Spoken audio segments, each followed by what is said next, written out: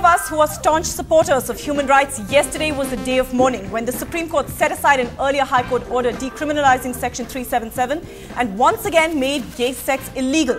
More than 24 hours later, the shock has converted into a resolve to make the demand for equality and human rights bigger and stronger than ever before. The groundswell of support, both on social media and on the ground, is unprecedented in many ways. And those at the forefront of the fight are mobilizing this support at a national level. In fact, as we speak, nationwide protests are being organized on the 15th of December. Perhaps it's picking on exactly this sentiment that has got our political class talking about sexuality and rights.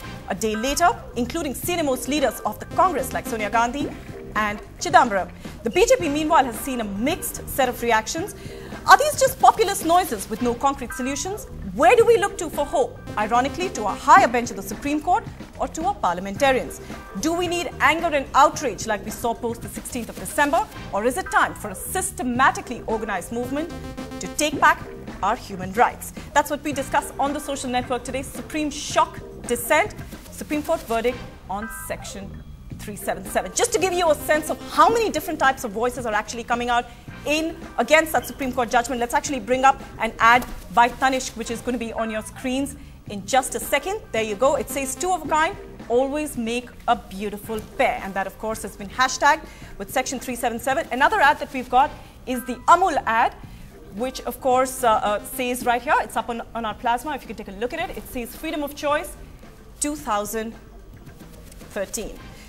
So these are, of course, some of the voices that are coming up in support of of the equality for human rights. And, of course, many on social media have, as a matter of support, as a sign of support, have put out their images as black on their Facebook and on their Twitter accounts to mark that day of mourning yesterday. But let's also quickly listen into some of the reactions that have come in from our political class. Criminalizing something which is considered normal and natural and which is totally consensual is really unconstitutional. What we have done is gone back in time to 1860 and I am therefore terribly disappointed. 100% विरोध करेंगे, 100%.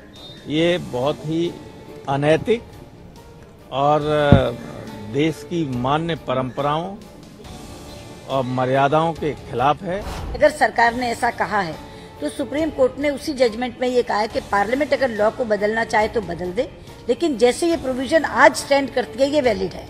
तो अगर कोई सरकार कोई proposal लाना चाहती है तो सर्वदलीय बैठक बुलाए और वो ड्राफ्ट प्रपोजल्स लेकर आए हमारे सामने। All right, so those are some of the political reactions that have in fact come in from many of our leaders and parliamentarians. Let's quickly introduce our panelists for the day. We've got with us Jaya Sharma, who is a feminist and a queer rights activist. We've got with us Aditya Bandyopadhyay, who is a gay rights activist and a lawyer. And we've also got with us Tripti Tandon, who is a lawyer for Naz Foundation. Jaya, I want to start with you first. What do you make of some of the political reactions we're seeing a day later?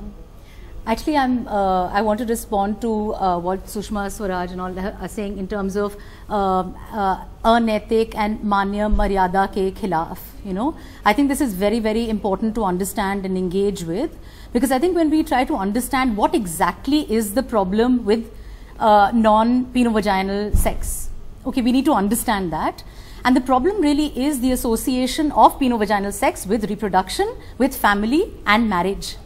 And that is the kind of link that we need to understand. And I want to bring into this discussion the P word. P, not just penovaginal, but P for patriarchy. Because I think it is very, very important to understand the fact that in today's society, marriage is really important in terms of maintaining our existing gender norms in society. You know, whether it's a division of labor between the husband and wife, whether it's the division of resources, financial decision making, you know, it is about patriarchy, and marriage becomes really important.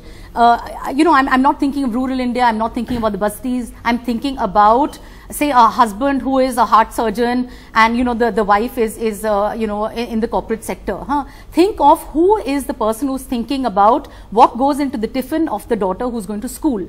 Okay, who's thinking about the party that's being planned in the evening? The Sensex is going up. Who's thinking about, you know, the stocks being redeemed for money? Who is actually controlling the money? Okay, what I'm trying to say is that patriarchy is alive and kicking. And I think this association between same-sex desire, okay, anything other than penovaginal sex, which is linked to reproduction, which is linked to marriage and the family, does pose a threat. I think that's why the Dharam Gurus are worried. I think that's why a party like BJP is going to be silent, because, you know, whether they like it or not, they do strongly back a conservative agenda. In fact, it's interesting that you bring that up, Jay, and I want to put that out to you, Tripti. One of the things that's gone, you know, a lot has been talked online about reactions coming from top leaders of top parties. We've seen, of course, Sonia Gandhi reacting. We've seen Rahul Gandhi reacting. But a lot of people, including some from the Congress, have tweeted and asked Narendra Modi why he continues to remain silent on something that has really made headlines and outrage across the country. I think what we are seeing, and we are really heartened by the fact that many senior members of parliament, many senior members of the government, including Mrs. Gandhi herself, have come out and expressed shock and disappointment at the judgment. But what we are waiting to see is whether Parliament as an institution, as a constitutional authority which is responsible for making laws of the country, will actually rise to the occasion and stand up for LGBT rights and equality. And if you look at the track record of parliamentarians, if you remember the parliamentary debates that happened with the criminal law amendment around the rape law, I think they were extremely regressive. The demand from the streets was about women's rights, women's access to spaces, affirmative measures that allow women autonomy, dignity and respect. But what we saw was, you know, extremely repressive measures saying, okay, we'll have death penalty, okay, we'll have that. There was nothing about affirming women's rights.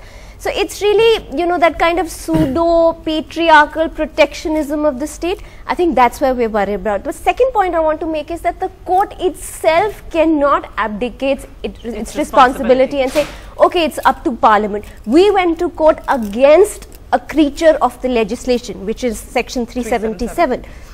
Now, and we invoked fundamental rights, which is the responsibility of the Supreme Court to adjudicate and govern and uphold. And the court said, oh, Section 377 neither mandates nor condones violence or discrimination against LGBT persons. And I think it really failed to recognize that today where LGBT people are, we are in a state where we are demanding protection from the law. Yeah. We're not in a position where we're saying protection of the law. This is where the High Court came in, and sadly the Supreme Court overturned it. And in fact, you know, Tripti, it's incredible.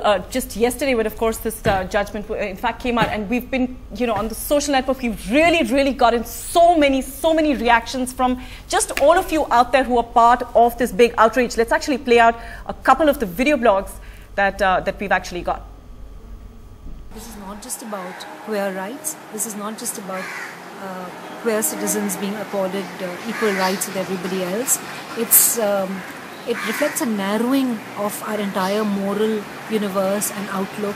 It's if people who do not identify as queer and who have not allied with the queer movements and rights issues feel that this doesn't touch them, I just want to say that it's time for everybody to wake up. Why it makes an exception in decriminalizing homosexuality is completely beyond me. Because political parties will never touch this issue. They just don't know how taking a stand on it is going to affect their electoral prospects. So they are just not going to take a stand. And it is in matters like these, sensitive issues like these, that we look up to the Supreme Court to take initiative and do what's right and uphold our Constitution. Instead, it's vilifying the Constitution. I don't want to speak of larger context. I want to speak about myself and my friends.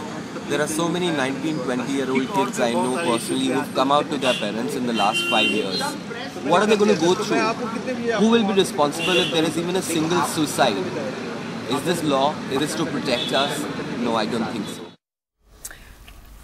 You know, I'm going to come back to you in a second, Jaya. I think I just want to bring you in really quickly over here. You know, what's interesting is that the judgment actually talked about the fact that you can't change the law for a minuscule set of people. But the kind of support that we've seen yesterday, you know, across the country from small towns, cities, that's not minuscule. That's a majority of people saying it's about all of us. It is certainly about everybody, because when you talk about rights, you are talking about the universality of rights. It is like, you know, when one person's rights are targeted or affected, it affects everybody.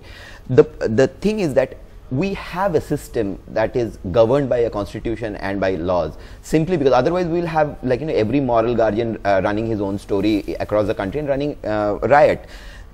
We have that constitutional order simply because even minorities need to be protected from majoritarian tyranny.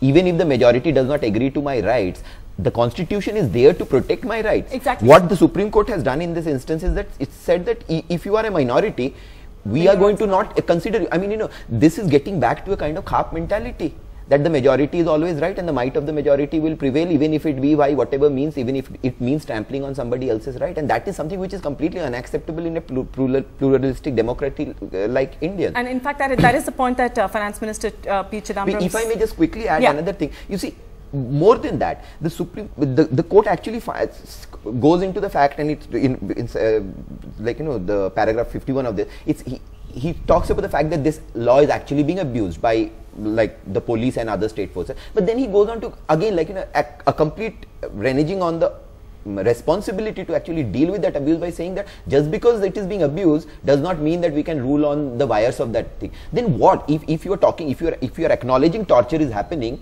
and then you are saying that we cannot rule on it, then where is this protection of life and personal liberty that Supreme Court is made responsible for? Yeah, it's completely going back on that. Back on that. In fact, that is one of the things that the Finance Minister P. Chidambaram also said, that even if it's the right of one individual that has to be protected by the Constitution, by the court. Jaya, you wanted to make a quick point? Yeah, I wanted to actually respond to what somebody was saying about shrinking of the moral universe, and I think that's what really worries me. I think that the reason I was so depressed on the day of this judgment, and I actually wept buckets, and as an activist, I've been around for many years, and I think I haven't felt that kind of fear in my system and in my blood, because I kind of saw it as a bad omen. I saw it as an opening of the doors towards fascism. I mean, that's what this judgment meant to me. And I think when somebody said that about shrinking of the moral universe, I really fear fascist ideology. Okay, and I think it's not surprising that Modi is silent. And I don't think he's going to speak, because I think that it is, for me, what fascism is about is a very strict and very violent enforcement of notions of what is morally right and wrong. And anybody who breaks those rules and those norms better watch out. So I think that the judgment is scary, not just for LGBT people. I think it's scary for anybody who would dare to think about breaking the norm, whether it's norms of gender, of sexuality, of religion, of caste. Yeah.